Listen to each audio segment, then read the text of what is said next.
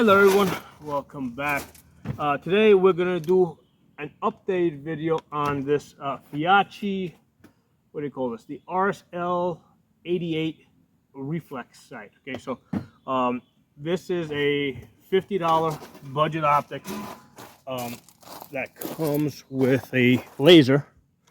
Okay, and this style, okay, it wasn't Feyachi, it didn't have that brand on it, but this generic style without the laser was actually the first red dot that I ever experimented with on an AR, right? Because when I started shooting ARs, there was no red dots, everything was iron sights. So at the time, I'm like, you know what? Let's get this. Back then, it was like $20 without the laser. I said, let's get this, try it out. And this very simple, cheap, budget red dot basically sold me on red dots. Initially it was, yeah, I liked it, but even more than me liking it, the people that I was training, first-time shooters, beginners, they loved shooting red dots a lot more over shooting iron sights, okay? Especially women, because what I found is that with women, I had like a 20% retention rate when I had them on iron sights. When I put them on red dots, even like these cheap $20 ones that back then, all of a sudden the retention rate jumped up to like 90%, 95%. So I was immediately sold on red dots, if nothing else for, you know, at the time I saw it as a way to recruit more people into the gun community. Okay, so you know, since I first got these, I basically upgraded. I kind of just gave them away to people I was training, and Feyachi contacted me, I don't know, maybe a week ago, and they offered to send me one for review. I said sure, and I recognized it immediately as pretty much the same thing that I had originally started out with. So I was kind of excited about trying this out again, or sort of like rediscovering it, because I hadn't shot it like in at least 10 years. Now, before you say, you know, that like this is for people that can't afford good optics or whatever, I mean, just to put things into perspective here, I've got a scar here with like a $2,000 Night Force on it, okay? I've got here a Primary Arms PLX. This is a $1,500 scope. Okay, I've done reviews on EOTechs, on aim points, on lots of Howlsons, on other, you know, on other budget optics. So I've got like a lot of perspective, right? So the thing with these budget ones, it's like a question of like how you're going to use it. Okay. But obviously, this is not something I would want to go to war with, right? I'm not going to go to war with a Ruger 1022 with this, you know, this budget optic on it. But this is a great setup for training kids. Okay, usually 10 years and 10 years old, even 9 years old and up, I'll put them on a 9mm AR. But between 5-year-old and 10-year-old, I'll train them on a, I'll introduce them to a Ruger 1022 or an AR with a 22 conversion bolt, you know, with a red dot. Okay, so this Ruger 1022, it had a $300, Howlson on it, and I basically used the opportunity where I've got this one now. I took off that $300 optic and I put it on another AR. But I didn't have anything on it because I was just kind of waiting to put something, you know, to see what I could find to put on it. So that went on that, and this is a really good use for like a 22 rifle, right? This freed up my $300 Howlson, put this on here, and I've been working with it now for a couple of days, kind of rediscovering it, remembering some of the things that I had remembered. So, so this is a video about using this, like how you gonna make this work for you, how you gonna make this budget optic work for you, because it is great for training kids or introducing beginners to guns. Okay, so first thing I want to show you guys is if you look on the bottom over here, okay, it does come with 4 different reticles, right? And you just kind of flip this back and forth, and you basically kind of like, it's a carousel. It kind of rotates it. When you rotate this back and forth, your zero will change. It will shift. In fact, if you go on the in-between point, you're going to see the 2 reticles at like at the ends of your glass. So when you center in the center, even though it kind of clicks into position, it's never going to be perfect. Okay, it's kind of like taking the red dot off the rifle and then putting it back on. So my first advice is pick a reticle and stay with it. Don't be going back and forth switching on different reticles. Decide which one you want. Make it a little bit brighter. Decide which one you want and stay with it. And I chose the circle dot, right? So it's sort of like a 2 MOA dot with what appears to be almost a 65 MOA circle. It's close. So the reason why I picked this is because like this is a good starting point. So later on when I put people on Holosuns and EOTechs, you know, they're kind of already used to it. And this is great because you can do like lots of moving and shooting drills with this, right? You can see how you can stay on you can easily find that, stay on target. So these open reflexes are really good like that. And one of the reasons why I really like the Holosun 510Cs, because you got the big window and you can be running and shooting and you can still track that big circle and keep it on target. Okay, so that's the first thing you got to know about using this. Pick a reticle and use it. They give you 4 different choices. They give you a smaller circle dot, they give you a cross, they give you a dot only, and they give you the one that I picked, which is like a 2 MOA dot with a 65 MOA circle. That's the one I would recommend, because that's going to transition to other similar reticles that you're going to find on EOTechs and Holosuns. Okay, what Holosun calls the multi reticle. Okay, now the next thing we're going to talk about is the illumination color, right? So if you look over here, right, as you spin, I'm doing it on the side.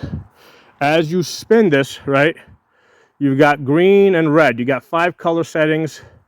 Okay, the R is off. And then you can spin that around, like right now you're going through the red settings. And then the G is off on green. And then you can basically go up to the 5 settings in green. Okay, so in the first video that I did, and this is actually something that I did not remember from the first time I had shot this some, I don't know, 10, 15 years ago. I noticed in the last video, and I mentioned it, that it seems that if you change color, like if you go from green to red, the impact is going to shift a little bit. And one of my viewers said in the comments that they had the same thing, okay, and theirs did not shift. Okay, so what I did today is the main purpose today is like I wanted to confirm, is that true or is that not true? Okay. And it's important to know the limitations, right? It doesn't matter, like, you know, like no optics are perfect, okay? So even the EOTechs, like they got like, you know, a 3 MOA parallax shift left to right, okay? So you gotta just know what the limitations are with the different optics, okay? So on this one over here, what I did is I used 3 different ammunitions. I used Federal Auto, Remington, and Blazer, okay? And the way I test is, since it's 2 MOA dot, what I do is I put like a 2-inch box over here so I can kind of center the dot in the center. And I shot 5 shots with the green and then 5 shots with the red. So I think I did the Remington first. I'm impacting high, okay, and then I went to that's with the green, and then when I went to the red, I'm impacting a little bit low, about 1/2 inch low. Like I said the first time, right? About 1/2 inch low. Then I did the Federal Auto, okay? That's a 40 grain bullet, right? This was a 36, that's a 40. So that impacted a little bit lower. This is shooting at 30 yards, right? So I'm shooting at 30 yards. The reason why I'm shooting at 30 yards is because I can't put a magnifier behind this. So if I try to go to 100 yards, it's gonna be hard to get accurate fire. So at 30 yards, I can clearly see this bullseye. I can clearly place the dot on it, and I know exactly where I'm seeing, and the groups are also tight enough that I can immediately see if there's an impact shift. Okay, so with the Remington, when I went from green was up here, red definitely impacted a ½ inch low. It's a little bit to the right, which I think that's basically, I noticed that from, I mean, that wasn't an imperfection in my zero. I was shooting a little bit right the first day I shot, I zeroed this in. Then I tried Federal Auto, same deal. I'm impacting, this is with the 40 grain. So I'm impacting a little bit lower. Green is impacting here. Red is impacting about a ½ inch lower. And then I went to CCI Blazer, which is the most accurate of these 22s that I have tested. So on this one, it was very clear. I took 5 shots. So we got 4 shots here. The 5th one landed here.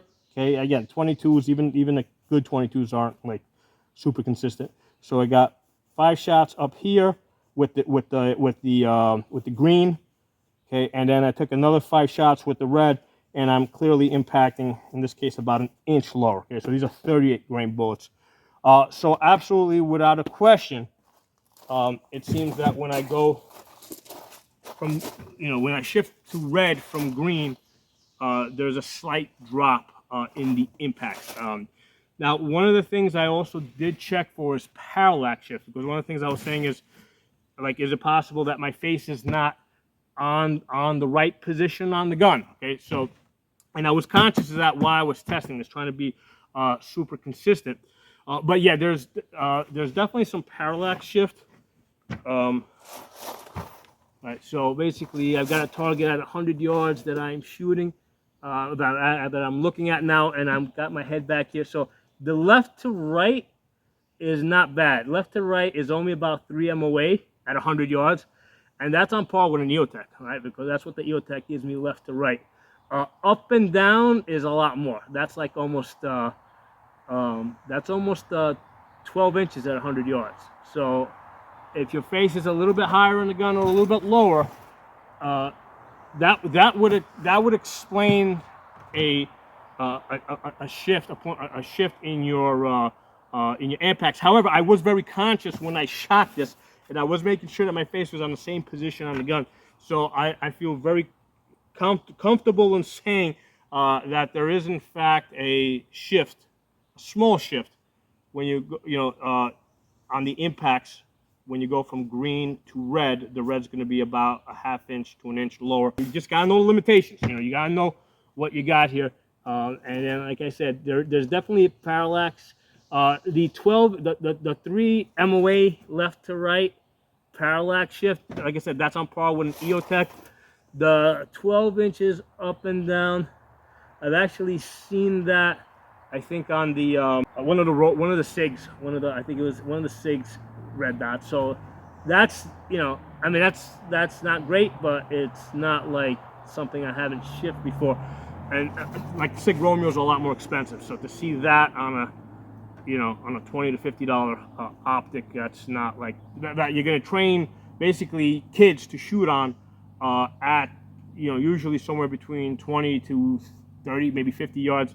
I mean, this is going to work great. Okay, so you just gotta know the limitations of this. You gotta know what you can do with it, what to expect from it.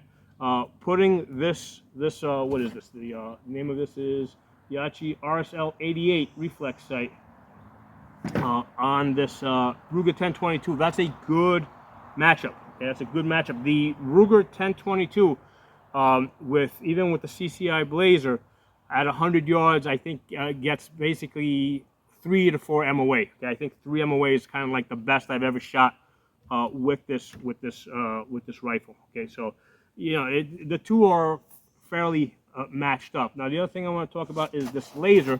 I didn't mention it. It does have a laser on here. The laser basically has a button in the back that you use to activate it. There's also, if I push here, you can see it on my finger. It's got a green laser. It does also come with a pressure pad that you can tie it up. One of the questions that people ask me was, okay, what are you going to do with the laser on a 22 rifle? Well, it's actually a useful training tool for when I train kids, because what I can do is Did I bring my ears? I didn't bring my ears. Hold on. Well, actually, I have the earplugs in. So one of the things with the laser, right? I can flip this on, right, and I can see where the kids are aiming, right? Because a lot of times I'll put like a 6-year-old on this thing over here, and I'll tell them, okay, find the big circle with a dot, put it on the target, and I'll say, okay, did you do it? Is it on it? And they'll say yes.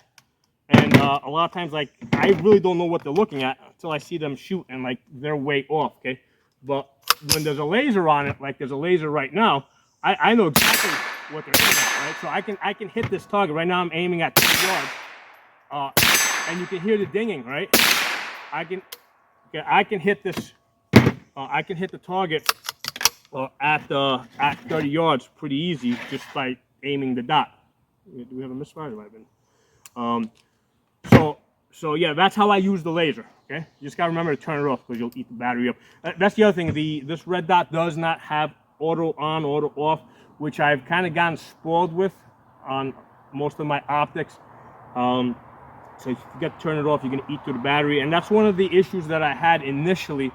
Actually, it was the main issue that I had with this. Like even when I was shooting this style of an optic on 5.56 AR-15s, I never had like a major issue with like a zero shift, right? As long as I knew my limitations and not changing the reticle. I never, like for the 50 yards I was training people with, even on the 5.56 AR, never had a problem. The problem that I had was I would pull this out to train somebody, and I had a dead optic because, if I had like 4 of these, right, I would have like 4 ARs with these things on it, and I would have dead optics because everybody forgot to turn off the optic. So that's the thing that you gotta be aware of, and that's one of the reasons why I moved to different, started using more expensive optics because of the battery issue. Okay, so anyway, let's we're gonna shoot we're at about 120 yards here.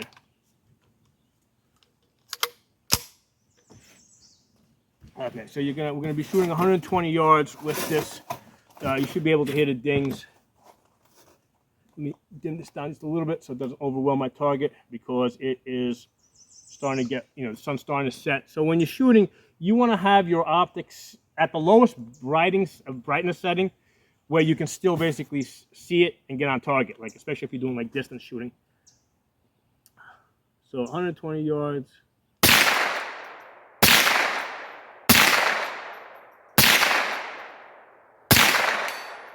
Okay, I had to hold a little bit higher because at the 120 yards I'm getting a little bit of a drop.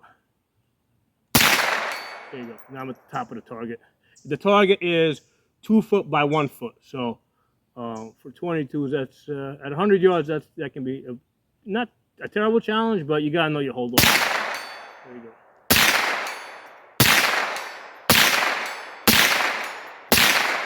Right, you can hear the dings. Yeah, once you know your holdover with this, you'll hit it every single time at 100 yards.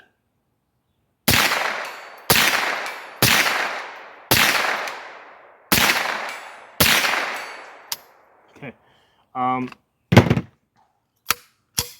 So, but for a budget optic to go on this Ruger 1022, this is a good choice. There's like I said, one of the benefits of this $50 optic is that it freed up my $300 Holosun to come off of this and go on a different AR. Okay, so that's to go on a 5.56 AR. So that's a way to think of these budget optics. And like I said, the reason why I brought out these other scopes here, like we got the $1,500 primary ops PLX here, and the $2,000 Night Force on this. This is the 2.5 to 20, okay, by 50 on this Scar. So it's like a $2,000 scope on like what, like a $4,000 rifle. So just because you like fancy, expensive stuff doesn't mean you can't also appreciate some of the budget stuff and make it work for you. Okay, so that's the kind of like the point of this video. Pick a tool, learn the tool, right? Make it work for you. Know its strengths, its weaknesses, its limitations, and basically make it work for you. And I make this work for me. I mean, this is going to be a moneymaker for me, right?